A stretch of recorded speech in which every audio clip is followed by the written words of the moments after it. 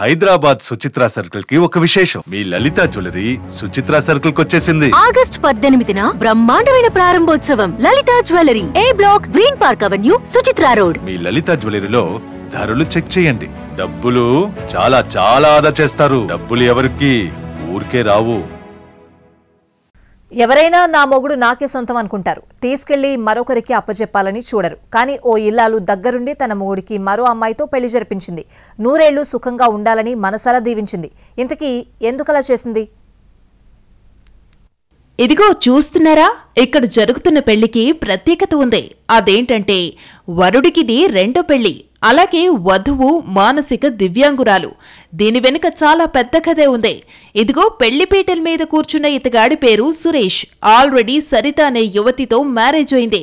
2 పిల్లలు కూడా ఉన్నారు. కానీ మళ్లీ పెళ్లిపీటలు ఎక్కడానికి సెంటిమెంట్తో కూడిన ఆయింట్మెంట్ లాంటి బలమైన కారణముంది.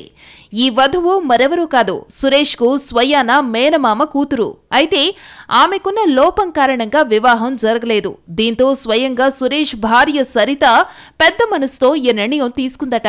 తన భర్త సంధ్యను రెండో వివాహం చేసుకునేందుకు ఒప్పించిందట. ఇంకేముంది, మహబూబాబాద్లో బంధువుల సమక్షంలో వివాహం జరిగిపోయింది.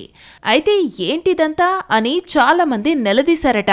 ఎవరేమనుకున్నా పర్వాలేదు, మానసిక దివ్యాంగురాలైన సంధ్య బాగోగుల కోసమే ఈ నిర్ణయం తీసుకున్నామని సరిత అంటోంది. తనని సొంత చెల్లెలిలా చూసుకుంటానని, ఎలాంటి లోటు రానియబోనని చెబుతోంది. ఎవరి వివరణ ఎలా ఉన్నా, కారణాలు ఏవైనా, కట్టుకున్న భార్యే మొగుడికి దగ్గరుండి మరో అమ్మాయితో పెళ్లి జరిపించడంపై అంతా చెవులు కొరుక్కుని తలో రకంగా చర్చించుకున్నారు.